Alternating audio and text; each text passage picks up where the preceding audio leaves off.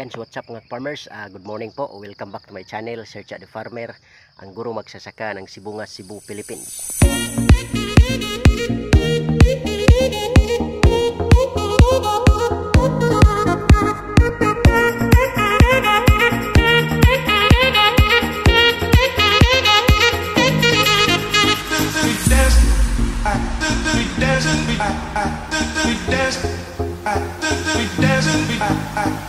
And if you are new to this channel mga farmers, please don't forget to subscribe and click the notification bell in order for you to be notified with my coming videos.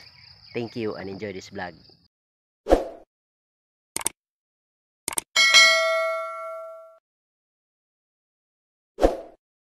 Okay, so for today's vlog mga farmers, ang pag-usapan po natin is how to set up or install Ampalaya Building Part 1. Okay? Ngunit bago po ang lahat mga ka-farmers, shoutout muna sa ating mga tagapagsubaybay all throughout Luzon, Visayas, and Mindanao. Most especially to my mentors in Ampalaya Farming, shoutout Agaw Jupil the Farmer, anak ni Matoy. At the same time, shoutout Agaw Pino Uyanggorin Kaminadi, aka Pinos Vlog. Okay, so shoutout nga Agaw. Kumusta ang atong mga palaya diha? Okay. And then of course, shoutout sa ating kaibigan mula dyan sa Persian Gulf, Qatar. Shoutout Idol Aquarus. Okay. At the same time, sa ating kaibigan Lakas ng Negros TV, shoutout Idol. At the same time, shoutout din Mac Mayor at sa kanyang tatay na si Bert Mayor. Okay, Bert Mayor the Farmer, shoutout. At the same time, shoutout din sa ating kaibigan mula dyan sa Barangay San Antonio, Southern Leyte, shoutout Idol Jojo the Farmer. At the same time, shoutout sa ating kaibigan mula dyan sa Davao, shoutout Idol Sarge TV. Okay, at the same time, shoutout din kay Sugs TV. And of course, shoutout sa ating kaibigan Bumbirong Farmer.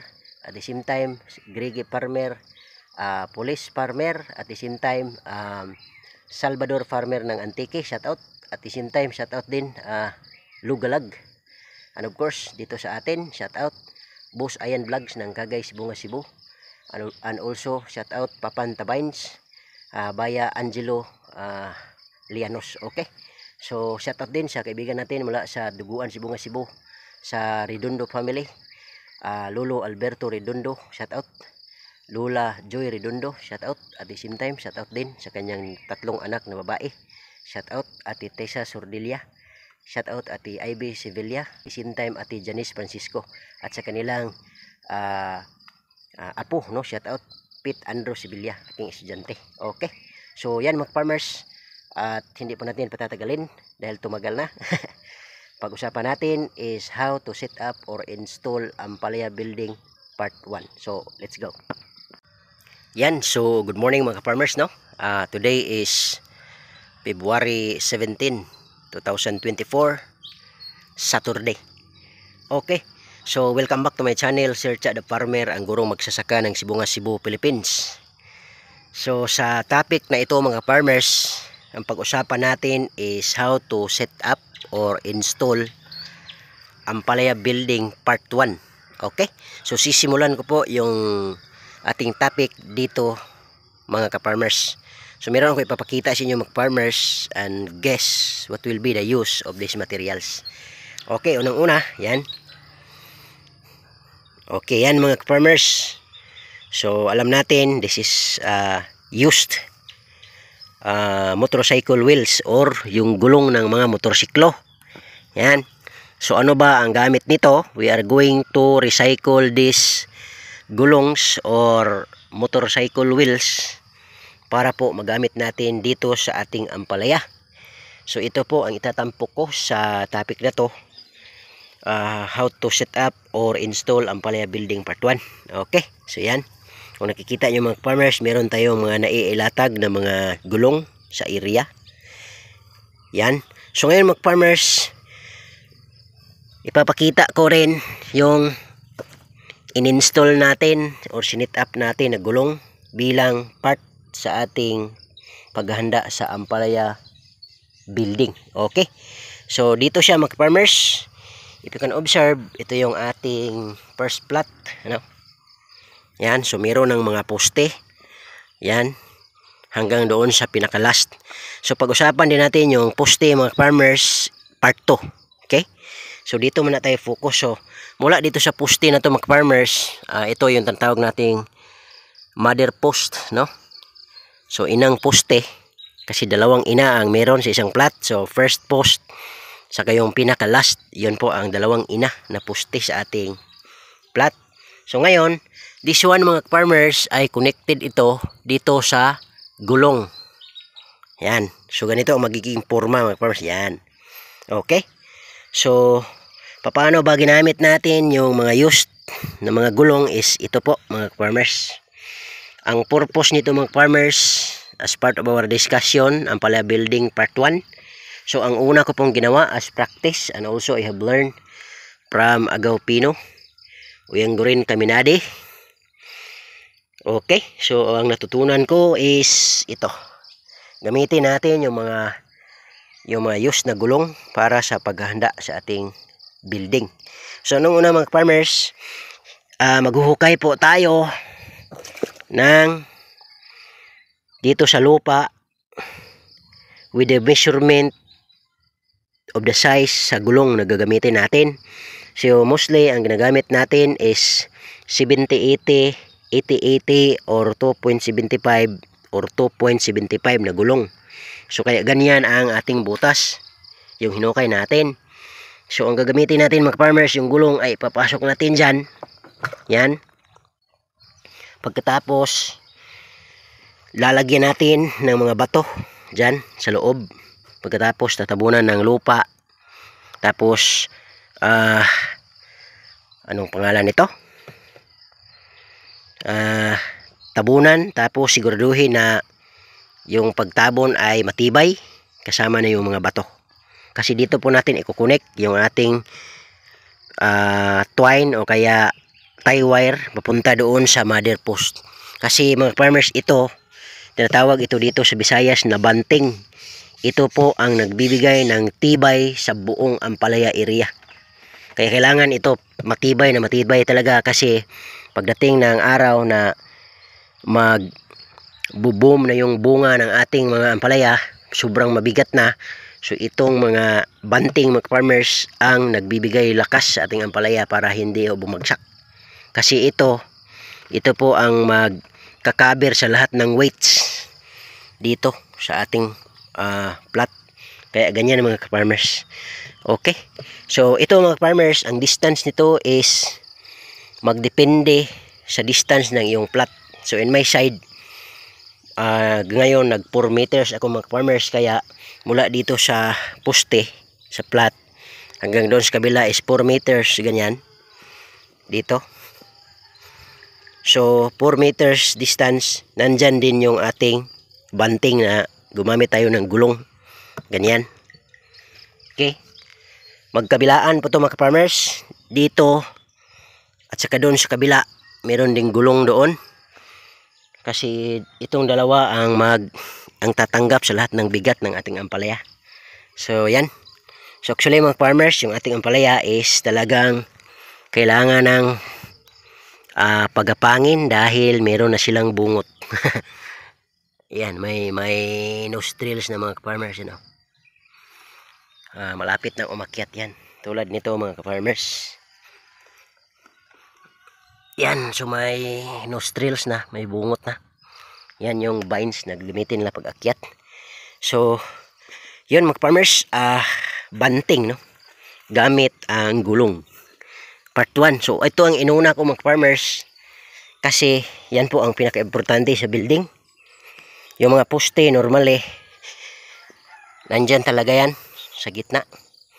Tapos, use the available materials kung anong meron sa inyo. So, ngayon, paano ba ang pag-sit up mga farmers sa gulong? Ganito siya mga farmers. Dito ko ipapakita yung tapos ng na-sit up. Dito. So, mother poste. Connect dito. Ganyan. Papunta dito yung ating twine. Okay, so ito po yung finished product ng ating banting na gumamit tayo ng gulong. So, ganyan mga farmers. So, magiging ganito po yung sit up. Dito natin tatali yung ating banting na gagamitan ng either tie wire or twine. Sa akin, twine ang gagamitin ko mga farmers. 4-ply twine, tapos double. So meaning, dalawang 4-ply twines ang magkukunik dito. Ganyan. Hanggang doon sa poste. Okay, so ganito mga farmers. Grabe, ang tibay nito mga farmers. Hindi ito matatanggal. Dahil may raming bato yan sa lalim. At the same time, yung lupa, inano natin. Talagang matibay na yan. At the same time, ito mga farmers, connected mula dito hanggang doon sa poste. Tapos dito rin mga farmers, connected din ito papunta doon sa isa sa kabilang gulong, ganyan. Doon dito sa kabila. So merong ding twine o tie wire na mula dyan hanggang dito. Okay? Kasi merong twine dyan or tie wire pag ganyan. Kasi pagdating dito mga ka-farmers, meron din tayong tie wire na nakakabit dito sa ating mga gagamitin na mga lubid o kaya twine para siya yung sasalo din ng bigat dito sa gitna. Okay? So ganyan mga ka-farmers yung ating topic.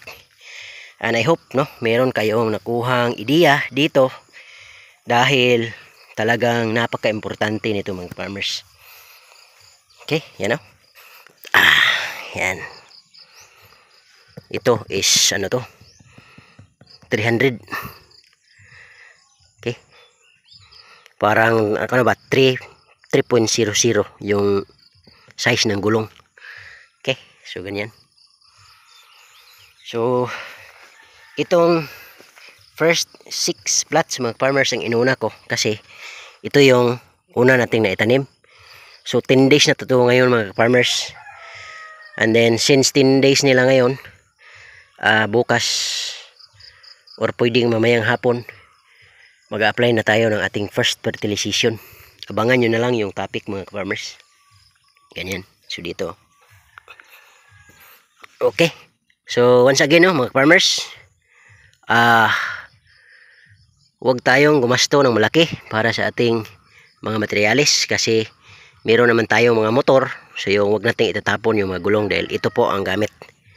Maganda to mga farmers kasi hindi po ito nasisira, hindi po nabubulok. Unlike sa yung iba, nakadepende po kasi sa ano ang availability ng material. So yung iba gumagamit sila ng kawayan na 2 feet ang haba, tapos inano nila, pinupukpok nila. Yun ang nagiging banting nila. Pero ang disadvantage mga farmers, kapag uminit yung lupa is naglulusin. Okay? Tapos pag inulan, nabibitak-bitak ang lupa is ang mangyayari, maaring matanggal yung kawayan. Pero ito, hindi po ito matatanggal kasi may mga bato yan. At the same time, ito hindi po kahit ilang dosina o mga thousands of termites na pupunta dyan, hindi yan masisira. Pero yung kawayan o yung kahoy, maaring kainin ng mga termites or anay. Ang tendency, babagsak yung ampalaya pag dito naputol. So kaya mainam gumamit talaga ng gulong mga farmers. Experience ko to sa Ampalaya Project 1. Grabe ang tibay kahit ilang beses pa gamitin. Kasi nandyan na yan huwag nang alisin yan. Okay? Kasi magkabilaan dito, saka doon sa kabila, tapos meron din. Bawat poste ay may kasama na yung ano yan, doon sa pinakagilid, may kasamang gulong. Okay? So yun po ang topic natin ngayon mga farmers. I hope nagiging essential po yung ating, o makabuluhan yung ating vlog sa araw na ito. Okay? At yun po ang aking vlog sa araw na to mga farmers, sa February 17, 2024. And I hope sa mga nakapanood ay meron kayong nakuhang ideya, kaalaman, and learnings sa pag-aampalaya kung paano po ang pag-set up ng Ampalaya Building Part 1. Okay? Nakadepende po kung ano ang uunahin ninyo, pero in my experience, inuuna ko po yung banting kasi yun po ang nagbibigay buhay sa ating mga ampalaya pag sila na ay umaakyat. Okay? So once again, this is Sir Cha the Farmer, ang gurong magsasaka ng Sibungas, Cebu, Philippines. Maraming salamat and happy farming. Bye bye. Ingat po kayong lahat.